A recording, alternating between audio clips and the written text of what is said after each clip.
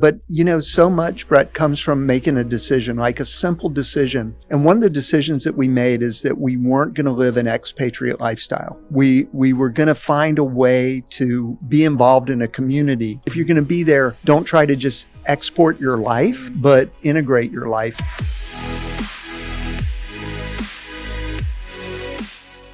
Welcome to the Build It to Billions podcast, where we got successful entrepreneurs and investors on their journey from millions to billions. And we believe the key to scaling and compounding your wealth, faith, and life, it starts every single day with a mindset and practice of stewardship over ownership and applying billionaire biblical principles.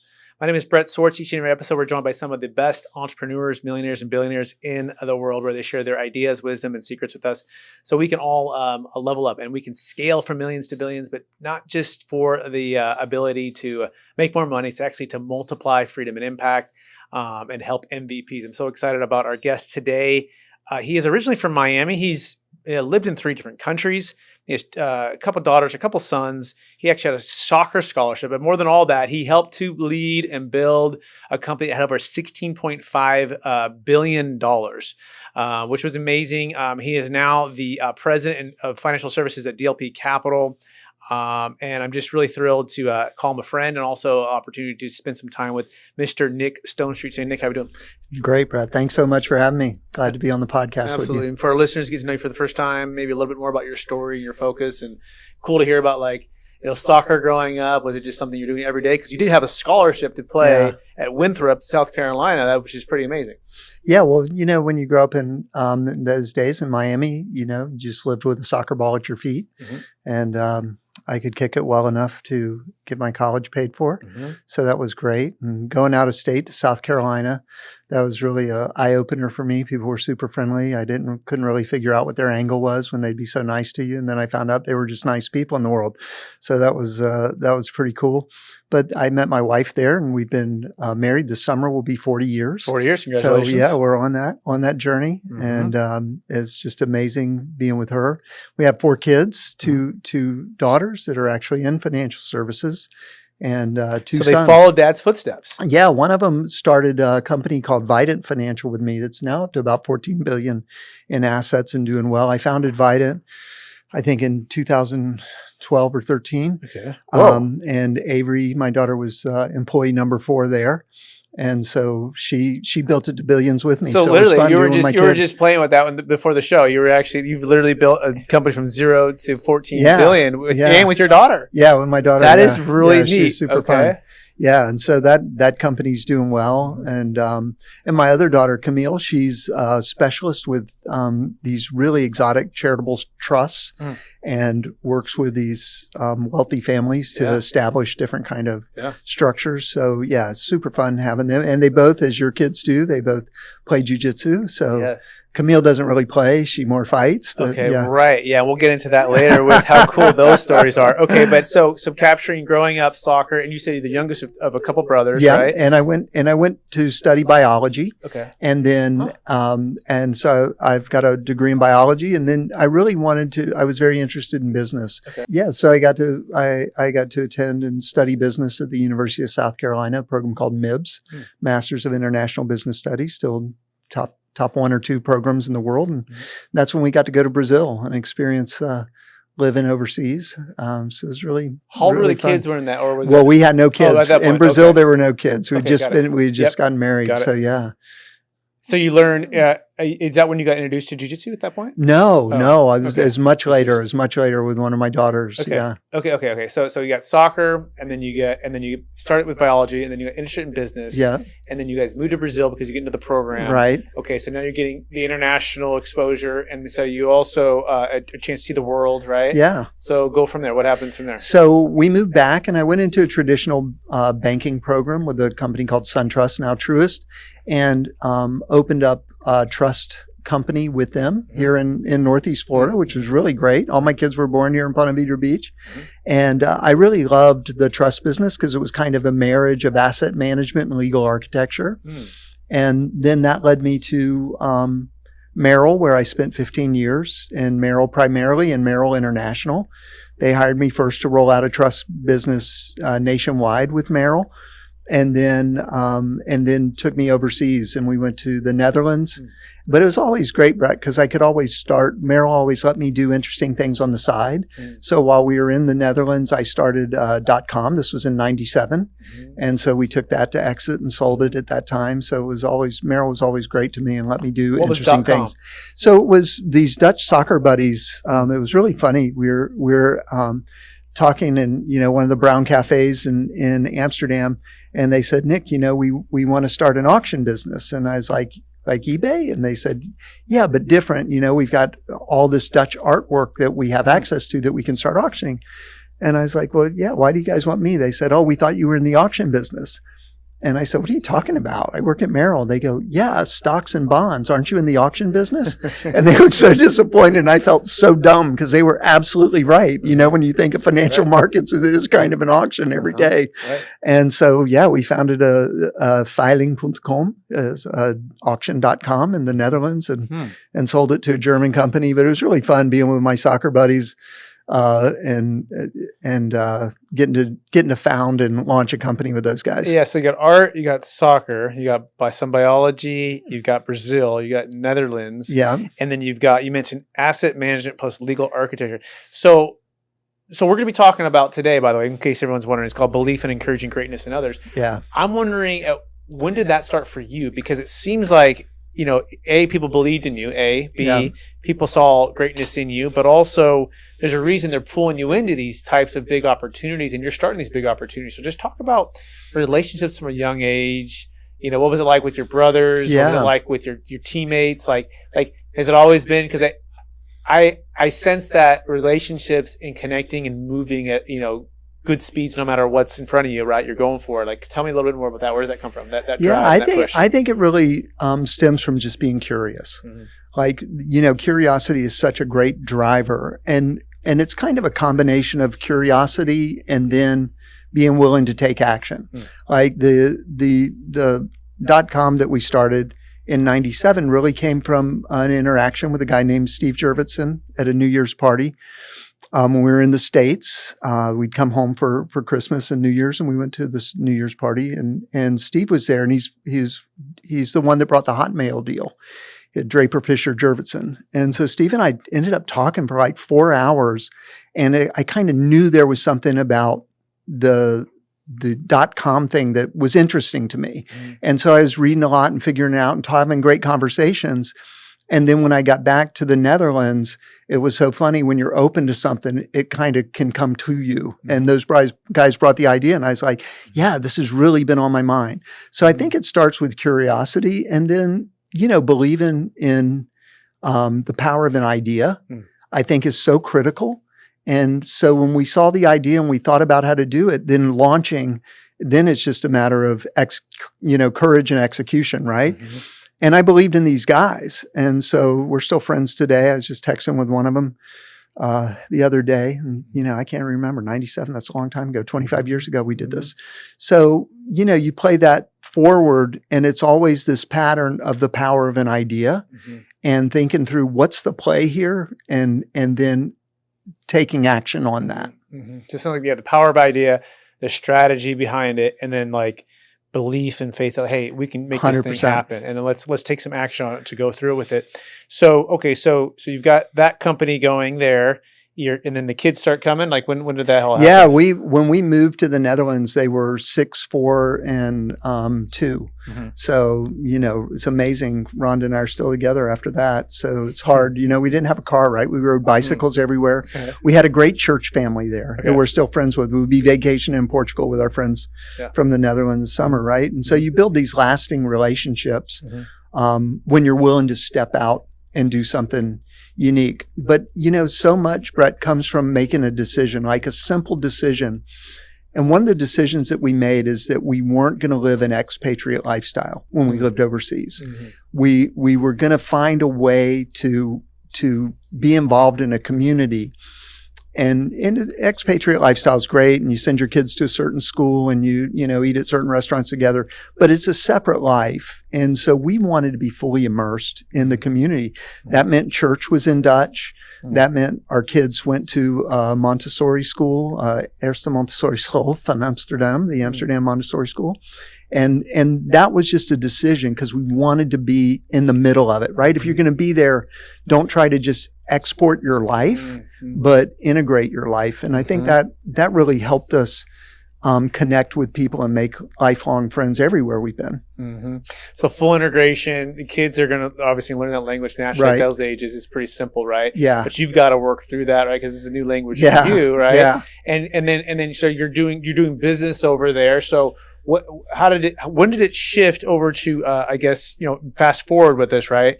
For Blue Trust, right? And talk about the difference between that and then also you said is it Vidant? Yeah, Vidant. Yeah. So I think going through with Merrill, I got to run Latin America, the high net worth business there for Merrill, which was great, out of New York, and co-headed globally, and then go through the Swiss bank. So I ran a Swiss bank, and that's interesting too, right? Because you talk about belief, and one thing is whenever you walk into a room, there's going to be people that have certain stereotypes, right? And so here's an American coming over to run a Swiss bank. I got to tell you, like my first day, I was not extremely popular, right? Because it's just this stigma, an American, what are they going to do here? And it was really interesting to think about that business, about what the play was.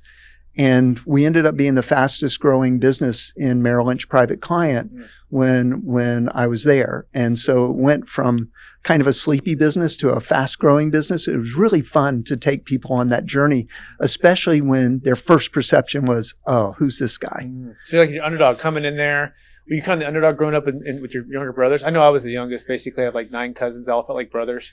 Yeah. And I was the guy that's like, always trying to play up, play basketball. And you're the youngest and the smallest, and you're getting they can just always beat up on you if you will. You know what I mean? But eventually, you get older and you have all that that grit is built in, and you become better. And so, is that kind of you're the underdog? They take you for granted. You show up and you surprise them. Is that kind of the? Well, I think so. I think really being able to overcome obstacles and challenges is such a key to what you mentioned, which is grit, right? So. Early life, when my parents got divorced, we went from living in a nice house on a golf course to my mom and I in a pay-by-the-week motel, right? So you think about what drives you. Probably for a lot of my career, the drive came from, I don't want to go back to the corner of Northwest 36th Street and Curtis Parkway. Like that's not so you run from certain things, but then as you mature, and especially with God's grace, becoming a Christian was so defining for me that I could start to unravel that fear of losing something and think about how can I pour into other people. Do you feel like because you had one side, you got to see like the silver spoon before all the divorce, and then the other side, that you said, wow, like I actually can see the two different worlds and how does finances and wealth, because of that, at your age, how do you feel like that's played out with your career and how you help people now with wealth? Yeah, I think at first it helped me kind of understand my own fears around scarcity and how do I transform that from a scarcity mentality to an opportunity mentality. And so that's been a big journey, flipping that switch. And a lot of it too, for me, comes to trusting God, right? Like I trust. And that's why I could go on to take those next career jumps, whether it was opening my own business with Vidant or then leaving Vidant, which I kind of didn't want to do, to go run a company called Blue Trust, which I deeply love. It's a great company. And I got to be the CEO and CFO, or CEO and CIO, Chief Investment Officer there. Before we go there, I do want to stop on this scarcity, your own fears to opportunity mentality. So that must have been something you had to learn or practice or get through. So what were some of the maybe mistakes in the beginning of like, okay, I can tell my scarcity mentality is coming up, or I can tell like that's trying to take over this next step that God's calling me to take a faith or this next step of action for strategy. And then what were the methods or the mindsets that helped you to get to the other side, to opportunities? That makes sense? Anything that comes to mind? Yeah, I think the scarcity mentality, when you start to deal with your own fears, you can get that to subside. It'll still try to come up occasionally, right? But if you're afraid, you're not going to see opportunity. And so there's kind of of getting that voice of you're not going to have enough. There's not enough. And I completely relate it to my Christian faith, right? I would never have an opportunity mentality if it wasn't for Christian faith. I'd always be looking at, there's not enough in the world. You can't trust anybody. You got to get what you get. All of those kind of false and negative beliefs. Whereas when you see the world as a place that has prosperity in it. I mean, yeah, there's ugly sides of it, but there's a lot of beauty. There's a lot of good things to focus on. So getting that shift of mindset, I probably would still be running scared regardless of how much money I had if I hadn't had an overwhelming kind of trust that God plus me is enough. Mm-hmm. Like I don't worry about more because I trust God. Mm-hmm.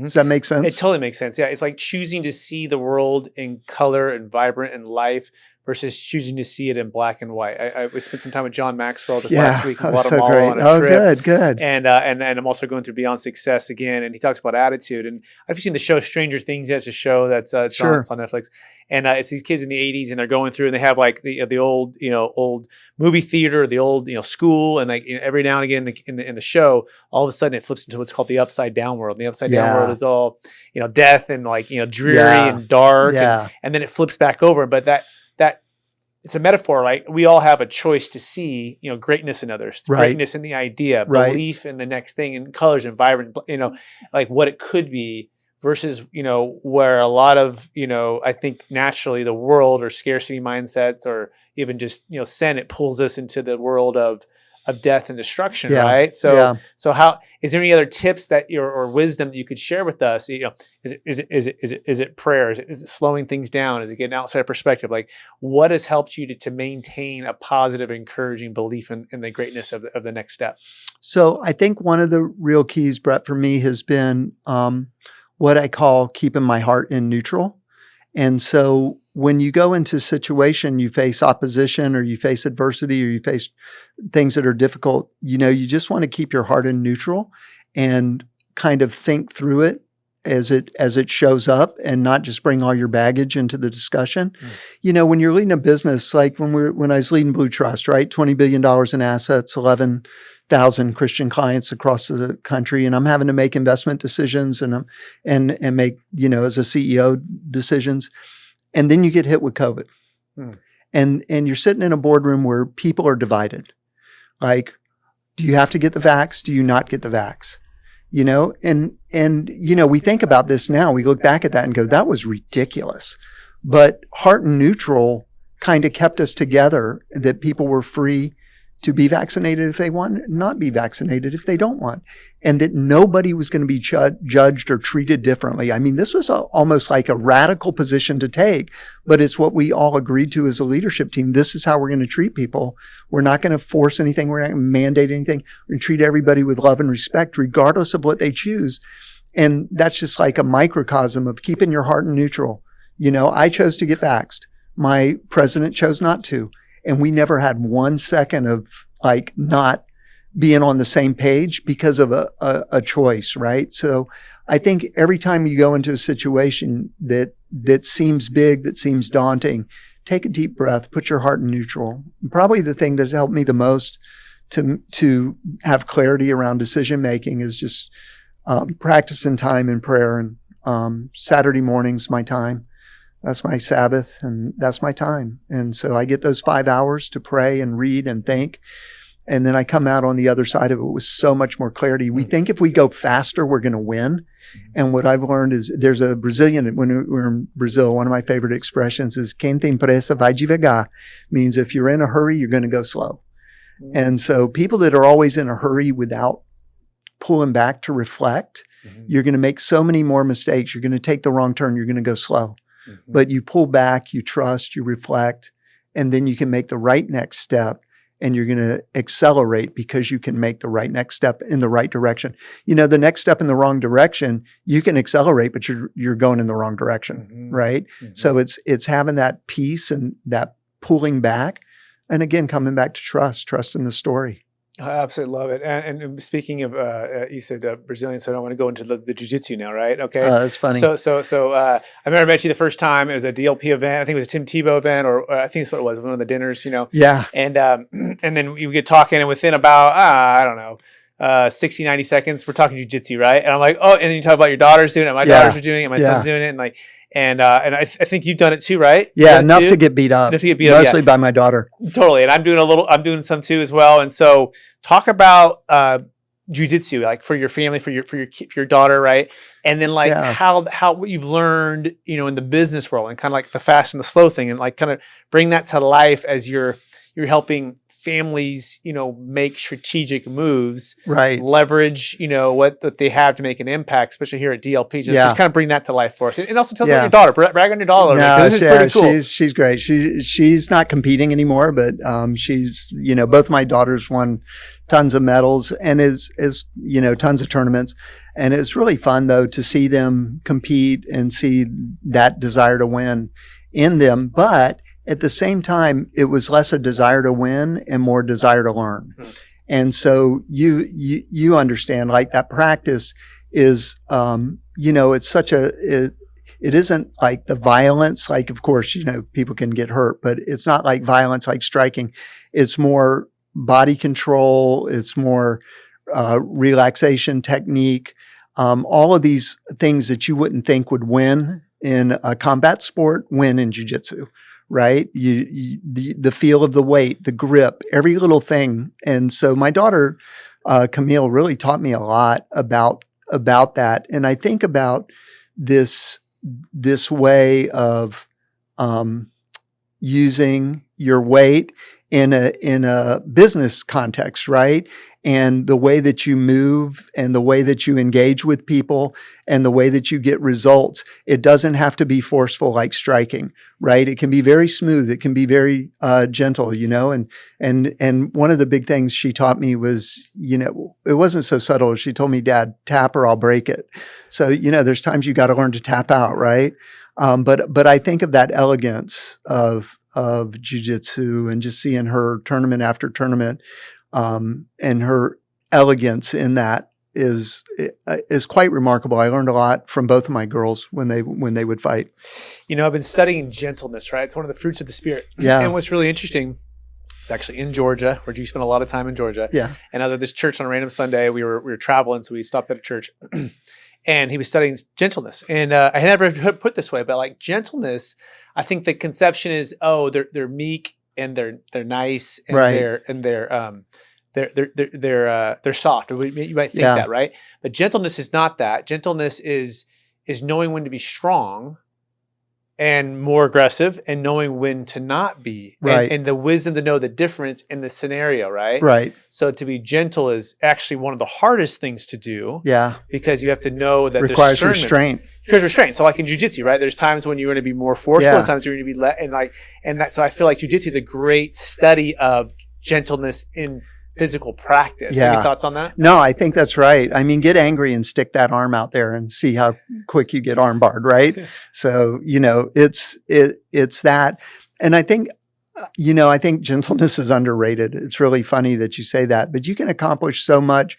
I mean, we can get so much good out of people, without pushing them in a negative way, right? In your face. It's more getting people to rise to a challenge, and coming to DLP, Don talks about 20-mile march a lot, right? It's one of the core values, and you got to do that 20-mile march every day.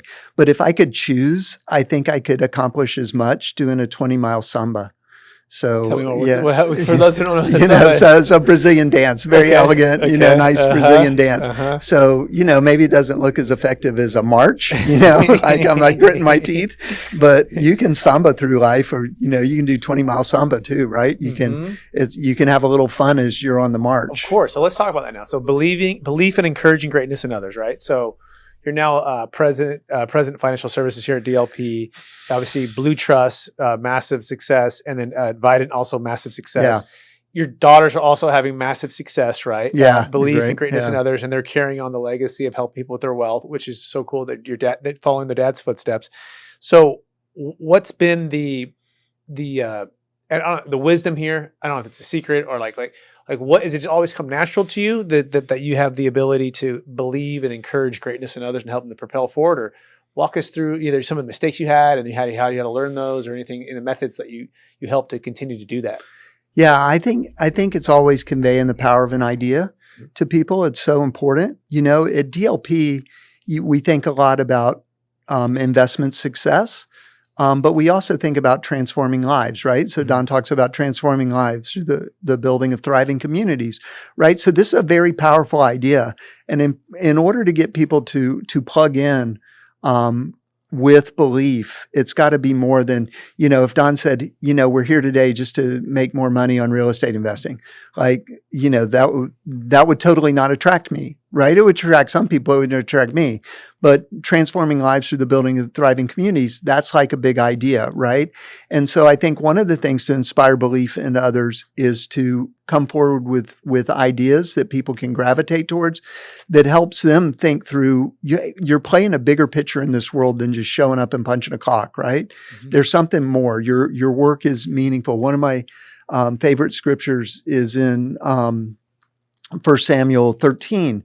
And it's where it talks about that there were no blacksmiths in Israel, right? And so why would that be a great scripture? Well, it's because it shows that there was a deficiency in productivity. There was a deficiency in skill and acumen because war was determined by the value of your metal technology. And so in that context, the Hebrews had less metal technology than the Philistines, right? And so they're not doing so great on the battlefield. Why? Because there were no blacksmiths in Israel. Like, they didn't have people in vocation that saw their vocation as sacred and would use that vocation to help people advance, right? Then you got to get God bailing you out with David and Goliath, right? It takes a little boy in a slingshot to knock out a giant, because, back up, there were not people that had vocational prowess. So to me, Brett, one of these things is to get people to believe in the value of their vocation. Vocation is sacred, and the work they do is sacred. And when you can connect that into something like building thriving communities, that's when you can really bring forth high productivity with people that have a high-minded belief about accomplishing something bigger than themselves. Yeah, I think that's beautiful. So I was spending time with, again, John Maxwell last week, so all of this has come to my mind here. And he talked about the difference between ROI and what he calls EROI. And so ROI, return on investment, and his ERI is eternal return on investment, right? Okay. And so the idea of thinking something much greater than, like the transforming of lives, this has eternal impact, right? Versus just investment success, which might be just temporary, right? So This is multi-generational. This is for the, you know, like Don's story, right? Growing up, moving 35 times, you know, from a young age, and like looking at that and saying, hey, how could that have transformed my life if I had, you know, attainable, you know, affordable housing and was consistent, right? I even think about, you know, your parents got divorced. My parents got divorced at a young age too. I have a similar background with that, and just the effects of the change. You know, I was like 7 years old. Same thing. My dad and my mom had a ton of wealth in the Bay Area of California, building houses, right? Right. And then the divorce happens, and I live with my mom 85-90% of the time. Dad doesn't pay child support. So we'd go to Dad's house. You know, he'd spoil us. He'd give, you know, the Corvettes, the Harleys. We go camping on the boats and all this stuff.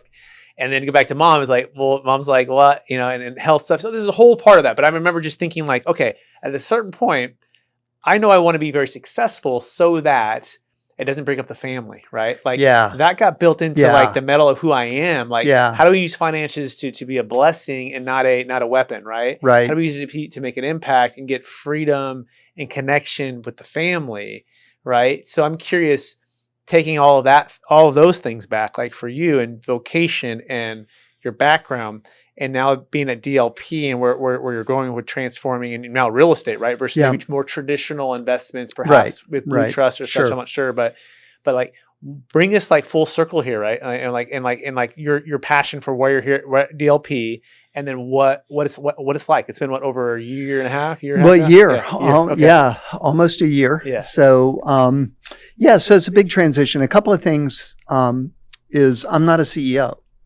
Right. And so this is different for me, right? Because I made a decision. I'm here for Don. I'm not here for me. And so that's a really interesting distinction, right? Mm-hmm. Is, wow, how do I help Don? Like I kind of punch my ticket. I don't, have to be in control. Mm-hmm. But it's hard when somebody else is in control, right? So this is really interesting. And the other thing that really attracted me was Don's desire to have DLP really be a ministry platform. And you can see it in our events. I mean, you come to the events, you saw, last time when we had Tim Tebow and John Maxwell and Mark Batterson and John Gordon and all these great people all the way sprinkled through the event. And then, the baptisms the night before the event. I guess that's not your typical business event, but that's exactly what I signed up for. And then this week, our first deal to get ministry people into our residences in our apartments, right? This what Don and I talk about is the last mile, like getting to our residents. So we want to care for our employees. We want to care for our investors. And you see that at our events. And then we want to care for our residents, right? And help them in multiple ways, eventually to take them on a faith journey. So this is what I came to DLP for. Now, it's good that there's business activities that I'm good at and I can do, right? But it's really who Don is and who the organization is that really got me to leave a really great job to have a job where in my view, there's even more meaning and purpose. Let's talk about your faith in a minute, your story on that. I do believe in what you said. It sounds like that the belief in greatness in Don and DLP, plus the eternal impact for transforming lives, right? Yeah. And the ministry that's intertwined, bringing your faith and impact, and then being able to support. I mean, I think this goes literally back into what we were saying before, right? Right. I think a sign of a great leader, which you clearly are, is the ability to say, hey, I'll run in the front, but I'll also support and push up this next generation. I remember when I first, I had met Don, I heard Don, and it's just so funny. I don't know why in my mind, there's certain names like the Bills and the Bobs and the Dons. Right. I'm always thinking like the older gentleman, right? Yeah, right. So I'll never forget, I'm at the conference and my client's like, you got to meet Don. I'm like, who's Don? And he's like, you got to meet Don. He spoke before you spoke on the stage. I'm like, okay, that's cool. Sure. I'll love to meet Don. Where's Don? Don's, busy somewhere else. Don't get to meet Don there, but I'm just thinking in my mind, best be this, much older gentleman who's been doing it for much longer than me. Yeah. And then I come to find out like we're the same age. And I'm like, oh my gosh, like this is just, so I love that you're pouring back in to, someone who's, obviously uber successful. I'm calling, I don't know what you think. I'm calling Don the Warren Buffett of multifamily housing. Yeah. That's probably fair. That's And I don't say that lightly, right? Like now roll this forward 40 more years, right? Yeah, exactly. So I'm curious, like before we talk about your faith story, I'm curious on your Don story. Like when did you hear about Don? How'd you get connected with Don? And then at what point were you like, okay, I'm all in. Like I can spend my next stewarding of the time the Lord's given me to bless and now pour into Don. Yeah. DLP. Yeah. No. Well, he came in, the president of Blue Trust asked me to come into a meeting with him and with Bo. Yeah. And it was, Bo's amazing. And so, and usually, I wasn't seeing a lot of, investor meetings. Like I would rather look at the numbers and, and I had a bunch of CFAs that would do the investment meeting. So I came in and met them and then I found out it was an impact investment. And I was like, oh my goodness, this is usually not even true. It's usually somebody using some impact story to sell some substandard returns. And I was really impressed when I found Don providing really great returns for investors, but also the impact that he's having and wanting to have more of. And that's kind of what hooked me. And a lot of people thought I'd kind of lost my mind, but I explain it this way. There's this great story in the scriptures with the guy that Jesus had to heal twice. You remember this? There's a blind man. And so Jesus goes in the city and gets this blind man and brings him out. And in front of the disciples, he heals him. He heals his eyes. But he goes, I can see people, but they look like trees. Like he couldn't quite see clearly. And then Jesus heals him again and he could see fine. Right. So this in Mark 8. So this guy gets healed twice. And you're thinking like, what's up? Is Jesus having a bad day? Is like the miracle mojo not really working today? What's the deal? And if you go back into the scriptures, you see like what's going on in the lesson he's trying to teach. So before that, he fed the 5,000, and that's to a Jewish community where he's feeding the 5,000. And then he went on the other side of the lake to feed the 4,000, which is not a Jewish community, is a community of pagans for, right? For lack of a better word, it's probably a gentler way to say that. But he's on the other side of the lake. And then while he's crossing the lake, and there's all these things we could talk about. It's a great teaching. I'd love to do like more time on it. But as he's crossing the lake, he's talking to his disciples. He goes, "Don't you see? Are you so blind?" And then he gets to the other side of the lake and he heals this guy. Now, these young Jewish men had been with him in their community and everything was great, fed the 5,000. Then he takes them to these other people that you're not even supposed to associate with. You can't even be around without being unclean and have to go through ceremonial washing. And he feeds them. And then he takes them to see the blind man. He's basically telling these disciples, like, if you just stick with the people you're comfortable with, you're not going to see the world very clearly. You got to go to the other side of the lake, right? You got to be with people that you normally wouldn't associate with. And that's part of that idea of keeping your heart in neutral. So why is that a story for me with DLP? Because in Blue Trust, very much a Christian company, Christian bubble. DLP has a Christian leader. Some people are Christian, some people aren't. Some of our residents, 94% of them don't go to church, right? So for me, it was a chance to go to the other side of the lake. Does that make sense? It totally makes sense. Yeah, absolutely. Yeah, it feels like the calling and the harvest of the season of life where you were more in the Christian bubble was now to take all of that and steward that for the most that are not. Absolutely. Yeah. And it gives you clarity around purpose. It gives you clarity around the world. And I love that bubble. I mean, it's a great, wonderful place, but you've got to be able to think about, where am I going to be able to have the most impact with my life? And if I've got to step outside of a bubble to do that, then let's do it. And it's the same with our neighborhoods. It's the same with the people we associate with, the people we care for, not always being in the safe space. You just came back from Guatemala. You know that living here in St. Johns County, Florida is a bubble. Right. You go to Guatemala, you see it really fast. Right. But going to Guatemala is going to the other side of the lake, going to be with people that aren't like you, that won't even agree with you. Is going to the other side of the lake. And I think that's a big part of what drove me to come to DLP. I think it's beautiful. And it leads, I think, well into asking about your faith story, right? So what was your faith story? When did you come to know the Lord? And what was that like? And how has that matured over all the years? Yeah. So, I mean, I grew up kind of, my brother and I got kicked out of the Lutheran church over an ugly bowling incident. So it's true. Okay. And Pastor Schmidt was right. I mean, we were probably pretty awful. So I was really an atheist. And so when I went to university, I, got to be on a soccer team. I was at a school with 4,200 women and 800 men and low academic standards. I mean, Winthrop's gotten better since then, I guess. But so it was perfect for me. But the more I partied, the more that I did, the emptier I got. So I took religion classes. And so I went and I read Tillich,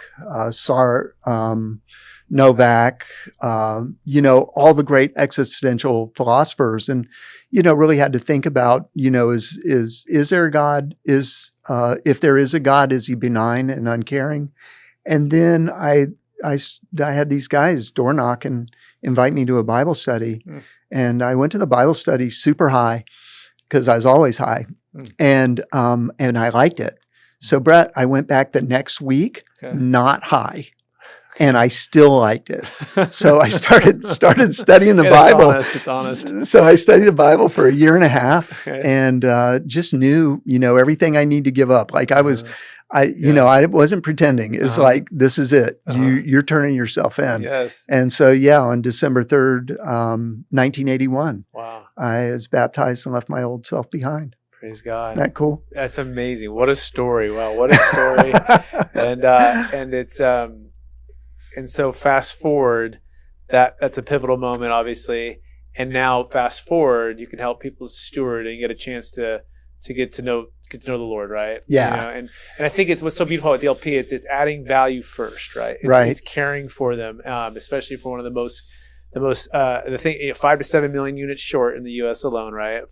For housing, attainable housing, and the ability to now bless and try to literally build and fund, and so. This is full circle, right? And now you're in. By the way, I'm curious about what you say about this.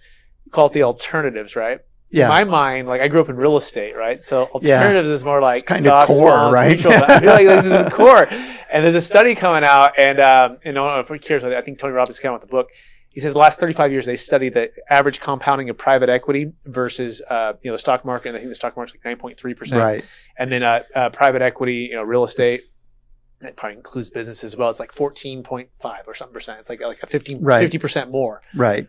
And so, and he's basically, I think the premise of the book is like the real core should be more like private equity, personal performance, and alternatives. So, what is your thoughts on that? Now that you've been on both sides of investing and all of wealth, like what is your feedback on thoughts on that? Well, I think there's a really good book called The Aspirational Investor that was written by a friend of mine, Ashwin Chabra. And he was the chief investment officer at Merrill. And he kind of divides money up into, short-term, intermediate-term, long-term, right? Protect, preserve, and then aspirational wealth. If you look on the Forbes 400, right, there's nobody on there that made their money with a diversified portfolio of stocks and bonds, right? That's not what it's there for. If people think they're going to get wealthy with a diversified portfolio of stocks and bonds, on an after-tax basis, after capital gains, after income tax, it's a great way to preserve, but it is not a great way to advance with wealth, right? And look at the list. Who's on there? Real estate people, business owners. So any area of concentrated risk, business ownership, concentrated risk, right? Somebody who's an executive who gets stock options, that's concentrated risk. So everyone to advance their wealth position has to take some level of concentration risk. And so can you do that in a way now with private equity? Because private equity's become more democratized, and private debt and real estate, it's more democratized now. So you can take those bets in an easier way. So having investors invest in DLP or other areas of real estate, like, for example, I love being invested in the housing fund. Why? Because I really want to have real estate, income producing real estate in my portfolio, but I don't want to change a light bulb. I don't want to fix plumbing. So when I invest in the housing fund, I've got access to that kind of an asset class without me having to do the maintenance, right? Because I'm not going to be good at doing the maintenance anyway. Right. So this is really key when you look at wealth formation, having to protect assets, cash on hand. Illiquidity destroys wealth, right? Faster than anything. Illiquidity is the number one destroyer of wealth. And having liquidity, having your home protected, it's not an investment, it's your home. People found that out in 2008, 9, 10, when they thought their house was just a big investment. And then preserving wealth, I use DLP and other investments as wealth preservation. So whenever I flip the switch, I'll still have a really great income. And then wealth advancement requires concentration, so that's what happened with the .com. That's what happened with Vidant. That's what happened, taking a bet on yourself and starting your business, which is what you've done, right? And, probably if you look at what's my most valuable asset, it's probably the net present value, the income stream from your business, right? And if you think of it in that way.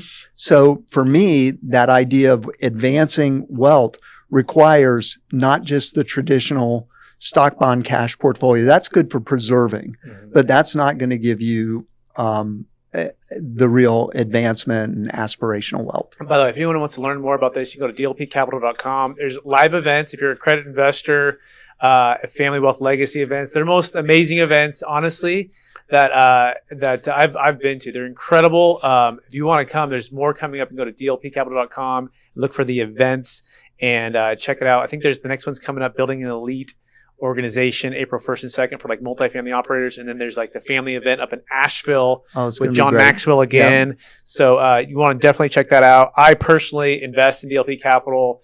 So literally, I think every single one of my clients, they still have never lost $1, never not paid 10%, never not had a preferred return. So I'm the biggest fan, and I'm also the biggest fan because they build elite teams. More than that, they bring in elite leaders, and that's what honestly, like I remember sitting there going like, "Wow, what makes DLP so special?" And then I met Larry Hickernell, and then I met Rich, and then I met Brandy, and then I met Shannon. Then I met Mr. Justin Cooler here, who's in the background shooting stuff. And I'm like, there's just elite, amazing leaders that are passionate, are focused, are in their lane, are doing what they do best. Right. And then I met Nick Stone Street. I'm like, man, that, that's, to me, that's the secret sauce, right? Not only Don being an amazing elite leader, yeah. I call him heaven class, but bringing in other heaven class leaders that have an eternal focus and impact and are serving one another. I mean, what are your thoughts on that? Yeah, I mean, this is a great ability that Don has to bring people together and form teams that are, highly skilled, but also, he talks about kind of the jerk factor. If, you're probably not going to survive here long if you don't have some alignment with the mission. Mm-hmm. And it doesn't mean you have a faith in Christ or not. Mm-hmm. It means, are you a good person that wants to do good things? That will give you longevity at DLP. Yeah. That and being really proficient and good at what you do. Because Don is a hard person to keep up with, I got to say. He runs at a great pace. We're running out of time, so I'm going to do a quick lightning round. And I mean, gosh, we could probably dig in so much more, maybe at a later date, Nick. But you ready for the quick lightning round? Yeah, ready. All right. Number one book you're reading right now that you feel like is making the biggest impact in the last year or recommending to other people? So the book that I've really focused on a lot in the last 6 months is called The Sabbath by Joshua Abraham Heschel. And it's a classic, an absolute classic. And it's a quick read, but you could read it the rest of your life. Okay. So I would definitely recommend anyone thinking of the practice of slowing down and being with God, The Sabbath by Joshua Abraham Heschel. Number one leadership quote or theme that you strive to live by? It really, it came from Norman Schwarzkopf, and it was. I like the last name, by the way. That's a good name. What's that? Yeah, there you go. He got half a name. He's only got half a name. That was Norman Schwarzkopf. He said his 2 pieces of leadership advice is take charge and do what's right. Okay. I love that. Love it. It's great. Next question. What are you most curious about right now? I'm really spending a lot of time. I'm very curious about AI. I'm very curious about quantum and what that's going to mean. So I think it's the biologist in me is I still, I listen a lot to different, like Lex Friedman's podcast when he has on an interesting guest from the world of physics, or AI. So I think these are the things that are probably captivating most of my non-DLP attention span. Cause I am curious about, these wonders, both in the universe and the wonders that are, created by men, because, if we're going to be like God, we're creators too. Mm-hmm. So AI is particularly fascinating right now. So awesome. Yeah. Very last question. It's kind of the theme and the thesis of the Build to Billions podcast, which is a mindset and practice of stewardship over ownership. So Nick, how do you best practice stewardship over ownership, and what wisdom would you give our listeners as we close out today? Well, I mean, if you feel like you own it, then you're really making a mistake. So play that forward 100 years. Like, how does that play out for you? That I own all of this. So, when I founded Vidant, I actually gave it away. I gave it to the Vidant Investors Oversight Trust. And, I told the story the other night at a DLP event because the investment banker, just about a year and a half after we founded Vidant, the investment banker said, yeah, Nick, what you're doing is really hot in the market. I can get you $50 million for your company. That was a while ago when 50 million was real money, right? And I said, well, I gave it away, and the dude looks so sad. It's like, but I didn't look sad, right? So I knew what I was doing. I gave it away. It's okay. It wasn't mine to begin with. Yeah. And so I think having this detachment, not from the good that your business can do, but from the idea that I own this, you think you own it, play it forward, give it 100-year time frame and see how much you really own. Then reset where you are and how you live as a steward instead of a owner. We're not here to plant flags. We're here to serve others. Amazing. Nick Stonestreet, it's been more than a pleasure. I want to thank you and encourage you. First, thank you for I call you friend. I feel great definitely about that. Friend. Yeah. And I want to thank you for sharing your wisdom. And I want to encourage you to continue to use the belief in encouraging greatness in others, right, and yourself and your family to continue to bless the world. You're a total blessing every single time I see you and I get to connect with you. And I know DLP is grateful to have you. For our listeners who want to get in touch with you, can you remind them maybe one time what's the best place, or should you just send them to dlpcapital.com? Yeah, nick.stonestreet@dlpcapital.com. Awesome. Yeah. Awesome. Well, thank you, Nick. I also want to thank all of our listeners for listening to another episode of the Build to Billions podcast. We're also streaming on Capital Gains Tax Solutions podcast and YouTube channels. I want to encourage you to take this information, this wisdom, the heart for serving and believing in greatness in others and yourself, and take action for yourself and for others. And also the thought of being stewards over owners, always practicing that and playing it for, like Nick says, 100 years for what you're building to make an impact for generations to come. Please share this with someone it could bless today, and we will talk to everyone again real soon. Bye now.